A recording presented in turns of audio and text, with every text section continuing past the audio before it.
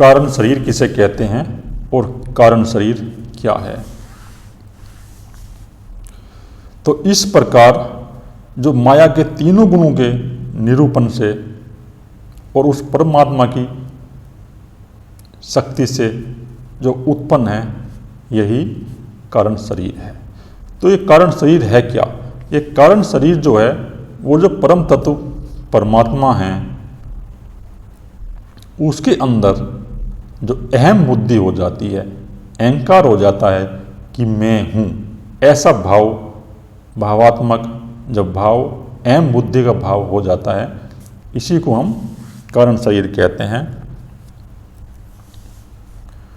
और इसी शरीर में हमारे मन और बुद्धि सूक्ष्म शरीर विलीन हो जाता है मृत्यु के बाद। जब हमारी मृत्यु होती है इस स्थूल शरीर की, तो इसमें सूक्ष्म शरीर कुछ समय तक सक्रिय रहता है, कुछ समय तक ये सक्रिय रहेगा। सूक्ष्म शरीर जो विचारों का शरीर है, वो तरंगों का शरीर है, ये सूक्ष्म शरीर कुछ समय तक सक्रिय रहता है। 1 महीने तक सक्रिय भी रह सकता है, 2 महीने तक भी सक्रिय रहता है, या सालों साल तक भी कई बार सक्रिय रह जाता है। परंतु जब समय बीत जाएगा, समय बीतने के बाद अगर हमारा जन्म नहीं हो रहा है, हमारी जीवात्मा को कोई शरीर प्राप्त नहीं होता समय बीत जाने के बाद, तो ये सूक्ष्म शरीर हमारा कारण शरीर में विलीन हो जाता है। तो जो कारण शरीर है, अहम बुद्धि मैं हूँ, इस कारण शरीर में ये सूक्ष्म शरीर हमारा विलीन होता है। और फिर जो हम जन्म धारण करते हैं, जब हमारा ये कारण शरीर प्रकट होता है किसी स्थूल शरीर में, जब सूक्ष्म शरीर भी उस स्थूल शरीर में प्रकट होगा, तो कारण शरीर के अंदर जो सूक्ष्म शरीर से तरंगे चली गई थी, तमोगुण की तरंगे, रजोगुण की या सतोगुण की, तो ये तरंगे फिर हमारे सूक्ष्म शरीर में सक्रिय हो जाती हैं 2 बार है। तो ये सूक्ष्म शरीर हमारा कारण शरीर में विलीन होता है। और जो सुषुप्ति की अवस्था है, यही कारण शरीर है।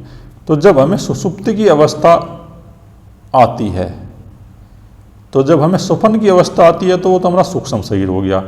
जागृत में हमें स्थूल शरीर का अनुभव होता है, सपन में हमें सूक्ष्म शरीर का अनुभव होता है, और सुषुप्ति की जो अवस्था है, उस सुषुप्ति की अवस्था में हमें कारण शरीर का अनुभव होता है, क्योंकि उस अवस्था के अंदर हमारे अंदर ये विचार नहीं रहते, उसमें हमें सुषुप्ति की अवस्था में अनुभव होता है आनंद का।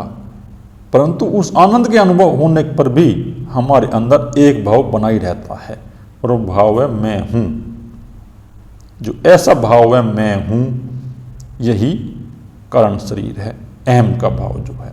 तो इसी को हम भावात्मक शरीर भी कहते हैं, क्योंकि हमारे इस कारण शरीर के अंदर जो ऐसा भाव है मैं हूँ, यही हमारा कारण शरीर है। और सुषुप्ति की अवस्था में हम इसका अनुभव कर सकते हैं।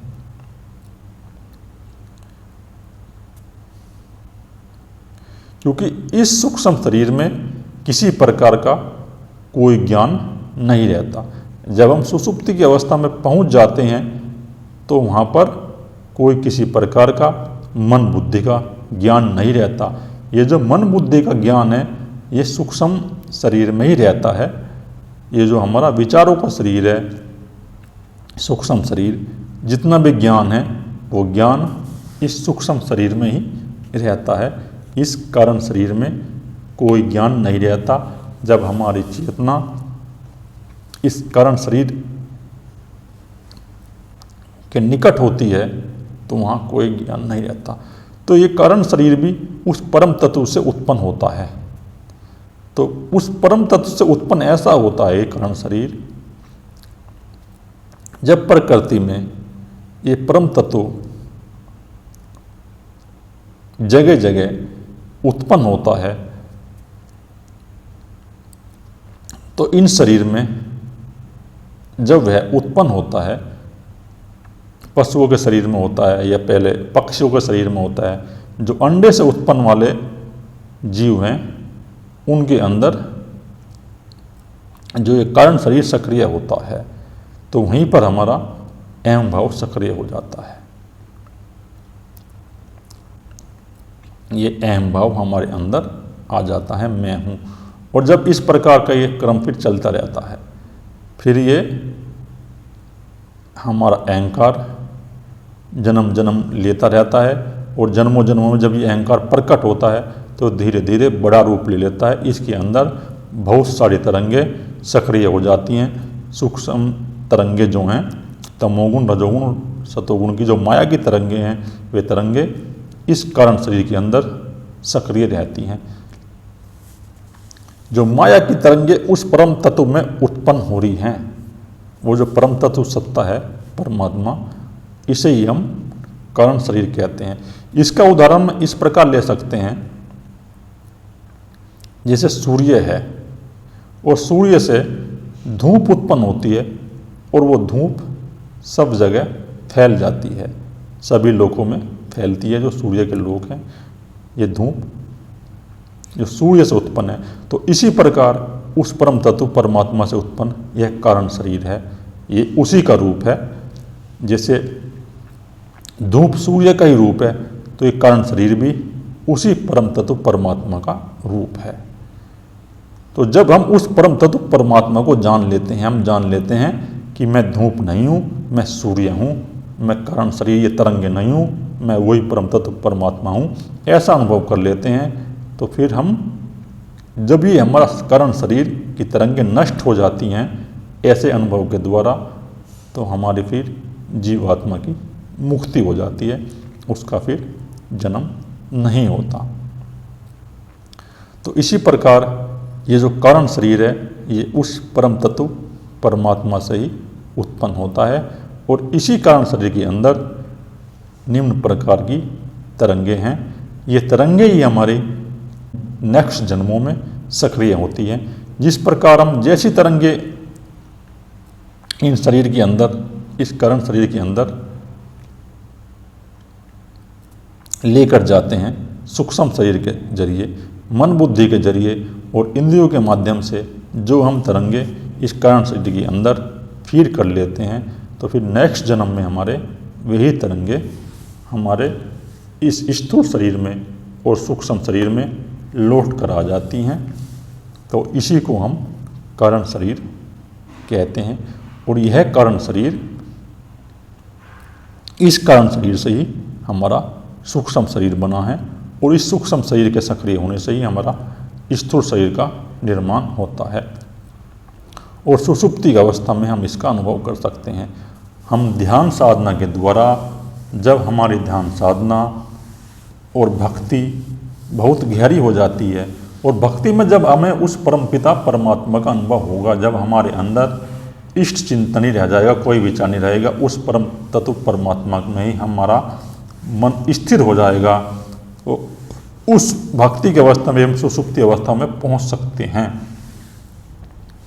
तो जब हमारे मन के अंदर होश पूर्वक भक्ति में आनंद होगा और भाव ही उत्पन्न होगा, लेकिन भक्ति में हमारे अंदर एक भाव बना ही रहता है कि